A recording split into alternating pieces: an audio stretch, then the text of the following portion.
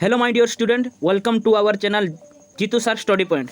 आज आम कहि कथाटी कविताटी आलोचना करवा जार कवि होउचंती कुंतला कुमारी सावत। कुंतला कुमारी सावत उड़िया साहित्य उत्कल भारती कहले कुंतला कुमारी को ही समस्ते बुझंती। गत शताब्दीर आरंभ में नारी माने शिक्षा क्षेत्र में आगक आसी नथिबा बेले से चिकित्सा शिक्षा प्राप्त होई सुनाम अर्जन करथिले। यह छड़ा कवि और लेखक भाव में उड़िया साहित्य से सुप्रसिद्ध। अंजलि, अर्चना, स्फुलिंग प्रभृति कविता ग्रंथ, न तुंडी, काली बहु, परसमणि इत्यादि उपन्यास तांकर अमर कृति। कहिबी कथाटी कवितारे माँ निज पुओ को उड़िया जातिर गौरव विषय चेताई देइछंती। आजी बाप तते कहिबी कथाटी शुणिबु तू देई मन, काहा कुमर तू काहा कुणमणि जानिचु की गंठी धन। आजी बाप तते कहिबी कथाटी शुणिबु तू देई मन, काहा कुमर तू काहा कुळमणि जानुछि की गंठी धन। एठारे कवि वर्णना करने जाई कहिचंती आजी बाप तते कहिबी कथाटी। माँ कहउचंती पुओ को कौन कहउचंती ना रे बाप तते आज मु गुटिए कथा कहिबी। कौन कहबी तू यह को मन देई सुन। काहा कुमर तू काहा कुळमणि, काहा कुमर, कुमर अर्थात काहा पुओ। ते कवि कहउचंती ना माँ एठारे कहउचंती तू जानिचु रे पिले, ए पुओ तू जानिचु तू काहा पुओ, काहा कुळमणि, काहा कुलर, काहा वंशर तू रत्न जानिछु की गंठी धन। हे मोर सुना, हे मोर धन। माँ पुओ को संबोधन भाव अर्थ रे एठारे संबोधन करी कहिचंती गंठी धन बिली। से कहउचंती तू काहा कुळमणि, काहा पुत्र तू जानिचु। निरीमल तुही सरग तराटी, सरगर झरा फूल, हस भासतर कौतुक बाबू कि मधुर कि डौल। निरीमल तुही सरग ताराटी, जेमिति आकाशरे जेमिति स्वर्गरे ताराटी कोमल निर्मल सेही भली तू होउचु सेमिति। जेमिति आकाशरे सरगर फूल जेमिति झरा फूल बड़ी देखा जाए तो मुह सेमिति झरझर सरगर झरा फूल बड़ी देखा जाउची। हस भाषा तोर हस मधुर, तोर भाषा कोमल। एक कथा माँ कहउचंती क्या पुओ को कौतुक बाबू। हे मोर एठारे माँ पुओ को संबोधन बाबू अर्थरे संबोधन करिचंती। हे बाबू तू भारी कौतुक कि मधुर, तो तोर स्वर बहुत मधुर, तोर मुहटा देखिबाकू भारी डौल। से सही कथा माँ पुओ को कहउचंती।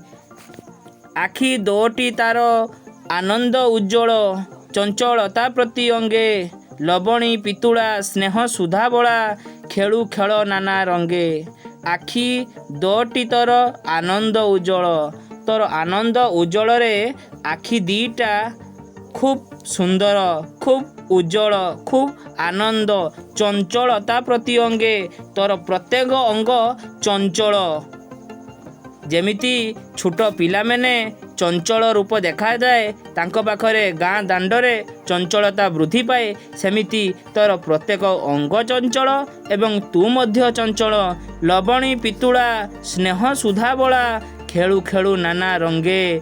स्नेह लवणी पितुड़ा स्नेह सुधा बड़ा। एठारे माँ ताकू लवणी जेमिति सेमिति माँ पुओ को संबोधन करिचंती। तू मोर भारी गेल्हा, तू मोर भारी स्नेही, खेलु खेलु नाना रंगे, तू बहुत बहुत खेल खेलु, माटी रे खेलु, कादुओ खेलु, बहुत प्रकार रंग, बहुत प्रकार माटी रे विभिन्न मूर्ति गढ़ाऊ, खेलु खेल नाना रंगे, रंगरे मध्य खेलु।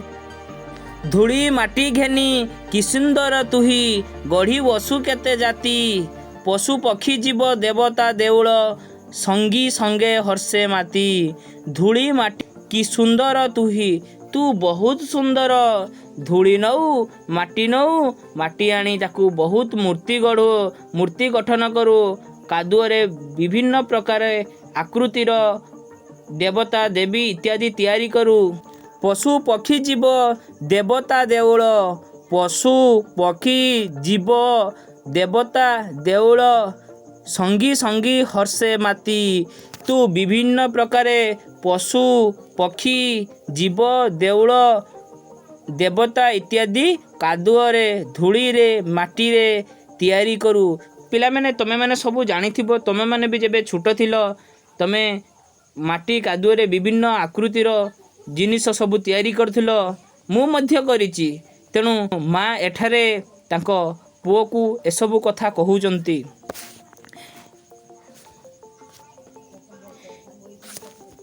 केबे किरे बाप शुणीछु तू काने। बाप गोसी बाप कथा केते से महत। करम साथिले भाड़िले हजिब चेता। केबे किरे बाप शुणीचु काने। तू केबे मो बाप मो धन तू केबे शुणीचु। बाप गुसी बाप कथा तो बापांक कथा तो गुसी बापंक कथा। बाप बाप बापांक बापा जेजे बापांक बापा गुसी बापा। ठीक अच्छे पिले गुसी बाप अर्थ जापर। केते से महत करम साधिले भाड़िले हजिब चेता। से विभिन्न प्रकार बहुत कर्म करिजंती। कर्म करी जातिर टेक रखिजंती। से कहउचंती माँ ता पुओ को कहउचंती से बहुत प्रकार कर्म करी जातिर महत रखिजंती। बाप दादी तोर थिले अति बड़ रखी जाइचंती नाम। मंदिर तोड़ाई पोखरी खोड़ाई गढ़ी नाना तीर्थ धाम। एठारे माँ ता पुओ को कहउचंती बाप दादी तोर। बाप दादी अर्थात काका तो बापा तो काका एमाने सबू कौन करजंती ना बहुत बड़ से माने बहुत काम करिचंती। जातिर नाम रखिचंती। कौन पाई केमिति जातिर नाम रखिचंती ना जो जगह मंदिर तोड़ाई पोखरी खोड़ाई गढ़ी नाना तीर्थ धाम। जो जगह फांका पड़ी थाए जो जगह बण पड़ी थाए ताकू सफा करी ताकू खोली से जगार तीर्थस्थान से जगार मंदिर इत्यादि सब कौन करजंती ना गढ़ी तोड़ीचंती। ताकू तीर्थस्थान नाम रे स्थापित करिचंती। सेठी गुटिए धाम नाम रे परिचित करैचंती। देखले कोणार्क मथारे जगन्नाथपुरे उड़े तांकरी छती। लक्षे देउल रे संज आळती रे जळे से तांकर बती। जळे से तांकर बती। एठारे कोणार्क मथारे अर्थात कोणार्क मंदिर। जगन्नाथपुरे अर्थात पुरी रे जगन्नाथ मंदिर। उड़े तो तांकरी छती। छती अर्थात तांकर जो नेत। से माँ ठारे कहउचंती जगन्नाथंकर कोणार्क मंदिर तांकर जो नेत उड़े। लक्षे देउलर संज आळती रे जल से तांकर बती। बहुत देउल अछि। देउल रे बहुत देउल रे लक्षे देउल रे जड़े कौन ने बती जड़े संध्या रे संज आळती रे से स्थान रे बहुत बती जड़े।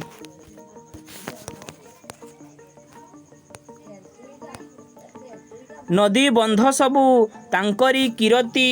नदी बंध सबू तांकरी किरती। थिले बड़ कारीगर पथर उपरे आंकिचंती छवि। अपरूप मनोहर अपरूप मनोहर। नदी बंध सबू तांकरे किरीति अर्थात सेमाने बहुत प्रकार काम करी जाइचंती। सेमाने नदी उपरे बहुत बंध तैयारी कर देइचंती। बंध इत्यादि गढ़ी तोड़ीचंती। सेमाने थिले बहुत बड़ कारीगर। सेमाने थिले कौन ना बहुत बड़ कारीगर। पथर उपरे आंकिचंती छवि अपरूप मनोहर। सेमाने एमिति कारीगर थिले जे मंदिर देउल रे अर्थात जगन्नाथ मंदिर कोणार्क मंदिर खंडगिरी रे एई सबू तांको पथर तांको निहाण मुनि रे सेमाने कौन विभिन्न प्रकार चित्र विचित्रर आकृति से अंकन करी मनोहर कर देइचंती। थिले बड़ वीर लक्षे राजांकर मौड़ मणिर जाति पुरुष उत्तम वीर खारवेल अनंग भीम जजाति अनंग भीम जजाति। एठारे माँ कहउचंती पुओ को जे लक्षे राजांक मध्यरे मौड़मणि लक्षे राजांक मध्यरे बड़ वीर मौड़मणि जातिर मौड़मणि। माँ पुओ को कहउचंती जे किए से माने ना पुरुष उत्तम खारवेल अनेक प्रकार प्राचीन ओडिशार एही नामधारी प्रसिद्ध सम्राट थिले किए वीर खारवेल। पुरुष उत्तम कहा कथा कही ना कांची विजय करथिले पुरुषोत्तम जजाति केसरी वंशर प्रसिद्ध राजा थिले। खारवेल भारतवर्षर बहु अंचल जय करथिले। कौन कौन ना उदयगिरी खंडगिरी महाराजा महारथी थिले तोर बापा जेजे किए सरी हेब गुण ज्ञाने तांकू किए सरी हेब तेजे किए सरी हेब तेजे।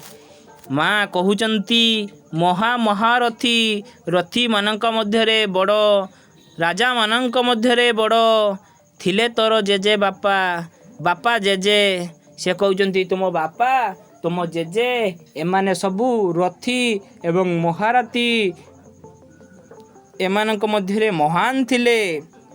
किए सरी हेब गुण ज्ञाने ताकू किए सरी हेब तेजे। तांकर गुण ज्ञान अर्थात सेमाने बहुत ज्ञानी थिले सेमानंकर गुण भरपूर थिला सेमाने बहुत विचार शक्ति विचारधारा थिला। तेणु तांको सहित गुणरे ज्ञानरे किए सरी हेब। ओडिशा बोली तू मने गर्व बही चालरे टेकी तो मथा नीति मने मने गुणी हेउथा पूर्व पुरुषंक कथा। एठारे माँ पुत्र को कहउचंती उड़िया बोली तू मने गर्व उड़िया पुओ तू उड़िया जातिर पुओ तू मनरे तू गर्व कर उड़िया पुओ बोली तू मने गर्व कर। चाल रे टेकी तो मथा को तल को न चाही ऊपर को टेकी चाल मथार जातिर टेक रखी तू मथा न नुआई तू टेकी चाल। नीति मने पड़े गुणी हेउथुआ पूर्व पुरुषंकर कथा सबुदिन तो बापा जेजे बापा एवं गोसी बापंक कथा पूर्व पुरुषंक कथा तू मने रख सेमानंक कथा सबुदिन भाव सेमाने कौन करिचंती तू सेमानंक कथा भाबी कौन पका ना गुणी हेउथा पूर्व पुरुषंकर कथा माने मने पकुथा। भंज जगन्नाथ सामंत सिंगार सारल आदि कवि कौल सारल आदि कवि कूल तो पूर्व पुरुष तांको संतान तू एकथा मनु न भूल। उपेन्द्र भंज जगन्नाथ दास सामंत सिंगार सारल आदि कविकूल तो पूर्व पुरुष एमेने समस्ते जड़े जड़े कवि लेखक एमाने जातिर भारतर एमाने तांकर इतिहास को मने पकाइया पाई बहुत प्रकार गल्प बहुत प्रकार गद्य बहुत प्रकार कविता इदी रचना करिचंती। एमानंक कथा को तू मने पका एमानंक कथा को तू भूल ना एकथा माँ योग्य संतान हो पारिबू। गोटे माँ पाखरे पुअर महत्व बहुत सही कथा से माँ पुओ को बुझाउचंती। एबे ए कविताटी संपूर्ण रूपे पिला माने तुमको मु बुझाई सारिली। एथिरे किछि जदि डाउट थाए तेबे पिला माने तमे माने समस्ते कमेंट सेक्शन ले जणाइबो। जदि ए सेशन टी भल लगी थाए दिल से तुम मनकर हार्ट रू टिके लाइक शेयर एवं सब्सक्राइब करने को जमा भूलबनी कारण सब्सक्राइब करने द्वारा एमिती नुआ नुआ वीडियो आगे तुम मान पाखरे पहुँचब। आज एतिकी धन्यवाद।